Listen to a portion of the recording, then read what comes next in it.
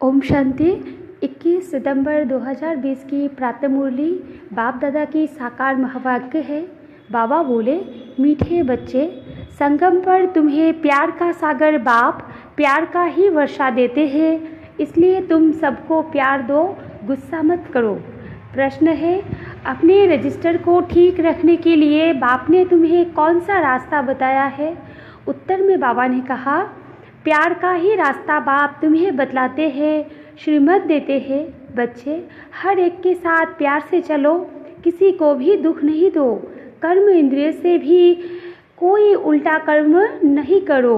सदा यही जांच करो कि मेरे में कोई आसुरी गुण तो नहीं है, मूढ़ी तो नहीं हूँ, कोई बात में बिगड़ता तो नहीं हूँ। गीत है, यह वक्त जा रहा है। ओम शांति। मीठे मीठे रूहानी बच्चों ने गीत सुना। दिन प्रतिदिन अपना घर अथवा मंजिल नज़दीक होती जाती है। अब जो कुछ श्रीमत कहती है उसमें गफलत न करो।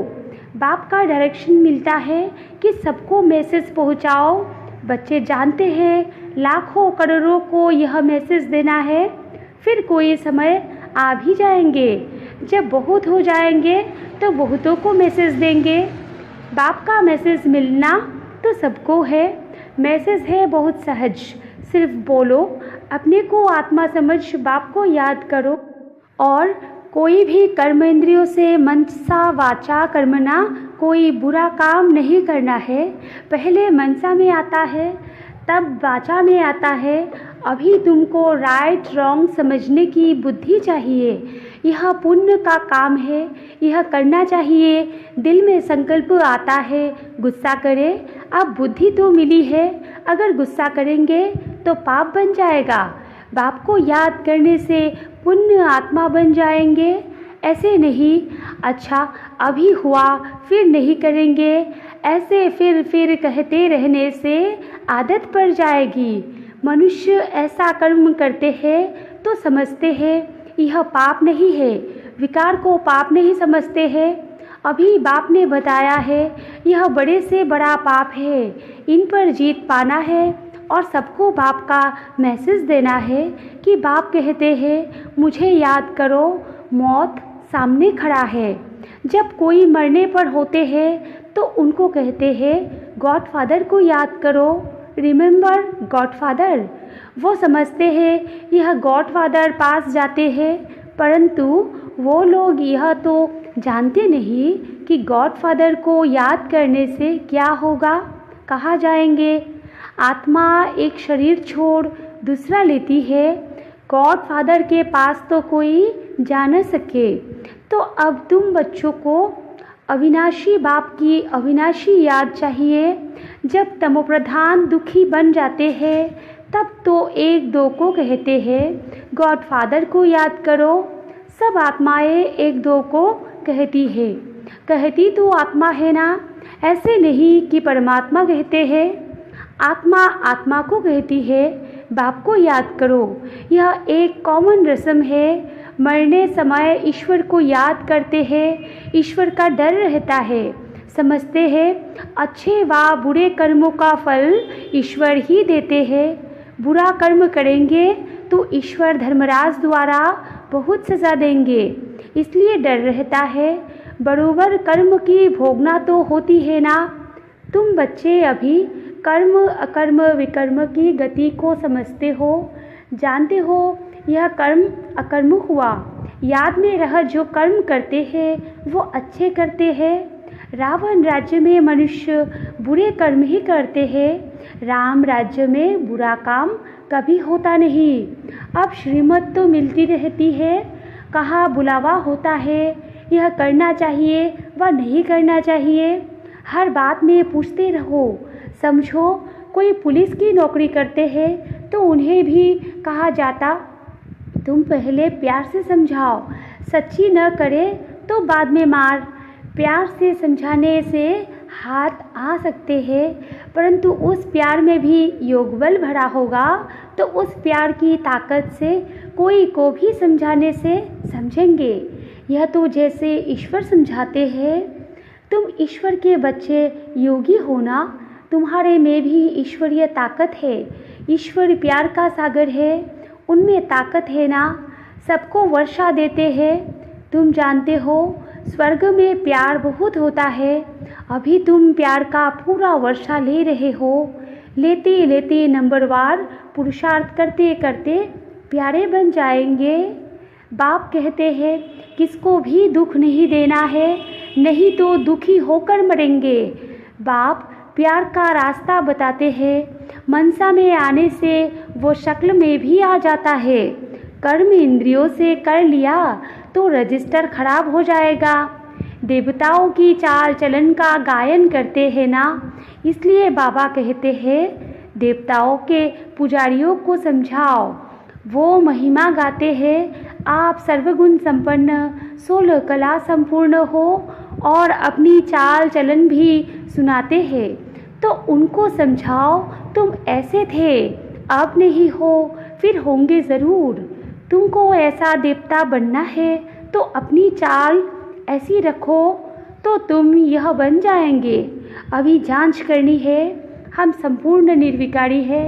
हमारे में कोई आसुरी गुण तो नहीं है। कोई बात में बिगड़ता तो नहीं हूँ, मूढ़ी तो नहीं बनता हूँ। अनेक बार तुमने पुरुषार्थ किया है। बाप कहते हैं तुमको ऐसा बनना है, बनाने वाला भी हाजिर है। कहते हैं कल्प कल्प तुमको ऐसा बनाता हूँ। कल्प पहले जिन्होंने ज्ञान लिया है वो ज़रूर आकर लेंगे। पुरुषार्थ भी कराया जाता है और बेफिक्र भी रहते हैं। ड्रामा की नूंद ऐसी है। कोई कहते हैं ड्रामा में नूंद होगी तो ज़रूर करेंगे। अच्छा चार्ट होगा तो ड्रामा कराएगा। समझा जाता है उनकी तकदीर में नहीं है। पहले पहले भी एक ऐसे बिगड़ा था, तकदीर में नहीं था। बोला ड्रामा में होगा तो ड्रामा हमको पुरुषार्थ कराएगा, बस छोड़ दिया। ऐसे तुमको भी बहुत मिलते हैं। तुम्हारा एम ऑब्जेक्ट तो यह खड़ा है, बेस तो तुम्हारे पास है। जैसे अपना पोता मेल देखते हो तो बेच को भी देखो, अपनी चाल चलन को भी देखो। कभी भी क्रिमिनल आंखें न हो, मुख से कोई इविल बात न निकले। इविल बोलने वाला ही नहीं होगा तो कान सुनेंगे कैसे। सतयुग में सब देवी गुण वाले होते हैं, इविल कोई बात नहीं। इन्होंने भी प्रारब्ध बाप द्वारा ही पाई है। यह तो सबको बोलो, बाप को याद करो तो विकर्म विनाश हो जाएंगे। इसमें नुकसान की कोई बात नहीं है। संस्कार आत्मा ले जाती है। सन्यासी होगा तो फिर सन्यास धर्म में आ जाएंगे। झाड़ तो उनका बढ़ता रहता है ना। इस समय तुम बदल रहे हो, मनुष्य ही देवता बनते हैं। सब कोई इकट्ठे थोड़ी ही आएंगे फिर नंबरवार। ड्रामा में कोई बिगड़ समय एक्टर थोड़े ही स्टेज पर आ जाएंगे। अंदर बैठे रहते हैं, जब समय होता है तो बाहर स्टेज पर आते हैं पार्ट बजाने। वो है हद का नाटक, यो है बेहद का। बुद्धि में है हम एक्टर्स को अपने समय पर आकर अपना पार्ट बजाना है। यह बेहद का बड़ा झाड़ है। नंबरवार आते जाते हैं। पहले पहले एक ही धर्म था, सभी धर्म वाले तो पहले पहले आ न सके। पहले तो देवी देवता धर्म वाले ही आएंगे पार्ट बजाने, सो भी नंबरवार। झाड़ के राज को भी समझना है। बाप ही आकर सारे कल्प वृक्ष का ज्ञान सुनाते हैं। इनकी भेंट फिर निराकारी झाड़ से होती है। एक बाप ही कहते हैं मनुष्य सृष्टि रूपी झाड़ का बीज मैं हूँ। बीज में झाड़ समाया हुआ नहीं है, लेकिन झाड़ का ज्ञान समाया हुआ है। हर एक का अपना अपना पार्ट है। चैतन्य झाड़ है ना, झाड़ के पत्ते भी नंबरवार निकलेंगे। इस झाड़ को कोई भी समझते नहीं है। इनका बीज ऊपर में है, इसलिए इनको उल्टा वृक्ष कहा जाता है। रचयिता बाप है ऊपर में। तुम जानते हो हमको जाना है घर जहाँ आत्माएं रहती है। अभी हमको पवित्र बनकर जाना है। तुम्हारे द्वारा योग बल से सारी विश्व पवित्र हो जाती है। तुम्हारे लिए तो पवित्र सृष्टि चाहिए ना। तुम पवित्र बनते हो तो दुनिया भी पवित्र बनानी पड़े। सब पवित्र हो जाते हैं। तुम्हारी बुद्धि में है, आत्मा में ही मन बुद्धि है ना, चैतन्य है। आत्मा ही ज्ञान को धारण कर सकती है। तो मीठे मीठे बच्चों को यह सारा राज बुद्धि में होना चाहिए। कैसे हम पुनर्जन्म लेते हैं, 84 का चक्र तुम्हारा पूरा होता है तो सबका पूरा होता है, सब पावन बन जाते हैं। यह अनादि बना हुआ ड्रामा है, एक सेकंड भी ठहरता नहीं है। सेकंड बाय सेकंड जो कुछ होता है सो फिर कल्प बाद होगा। हर एक आत्मा में अविनाशी पार्ट भरा हुआ है। वो एक्टर्स करके 2-4 घंटे का पार्ट बजाते हैं। यह तो आत्मा को नेचुरल पार्ट मिला हुआ है। तो बच्चों को कितनी खुशी होनी चाहिए। अतीन्द्रिय सुख अभी संगम का ही गाया हुआ है। बाप आते हैं, 21 जन्मों के लिए हम सदा सुखी बनते हैं। खुशी की बात है ना। जो अच्छी रीति समझते और समझाते हैं वो सर्विस पर लगे रहते हैं। कोई बच्चे खुद ही अगर क्रोधी है तो दूसरे में भी प्रवेशता हो जाती है। ताली 2 हाथ की बजती है। वहाँ ऐसे नहीं होता।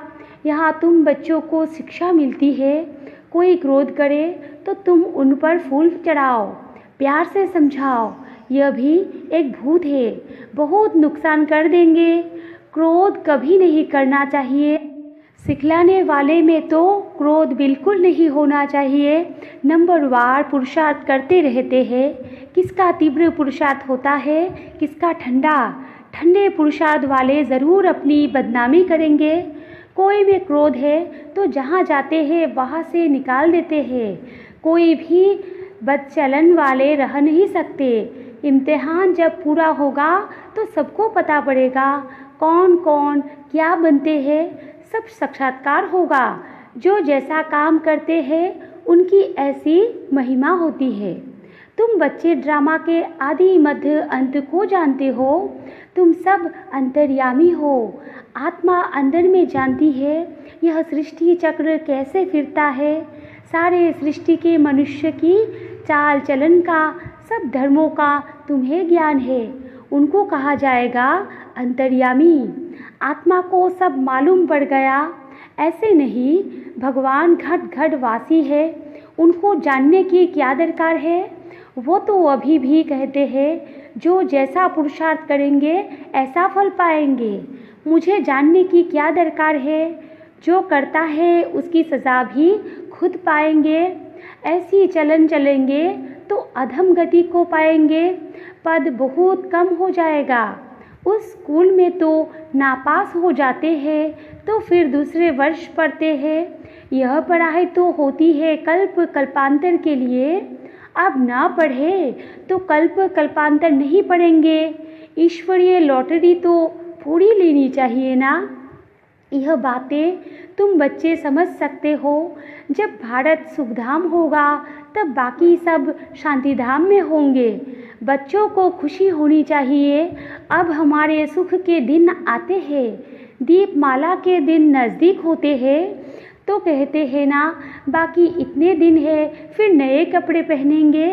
तुम भी कहते हो स्वर्ग आ रहा है, हम अपना श्रृंगार करें तो फिर स्वर्ग में अच्छा सुख पाएंगे। साहूकार को तो साहूकारी का नशा रहता है। मनुष्य बिल्कुल घोर नींद में है। फिर अचानक पता पड़ेगा यह तो सच कहते थे। सच को तब समझे जब सच का संग हो। तुम अभी सच के संग में हो। तुम सत बनते हो सत बाप द्वारा। वो सब असत्य बनते हैं असत्य द्वारा। अभी कॉन्ट्रास्ट भी छपा रहे हैं कि भगवान क्या कहते हैं और मनुष्य क्या कहते हैं। मैगज़ीन में भी डाल सकते हो। आखिरी विजय तो तुम्हारी ही है। जिन्होंने कल्प पहले पद पाया है वो ज़रूर पाएंगे। यह सर्टेन है। वहाँ अकाले मृत्यु होता नहीं। आयु भी बड़ी होती है। जब पवित्रता थी तो बड़ी आयु थी।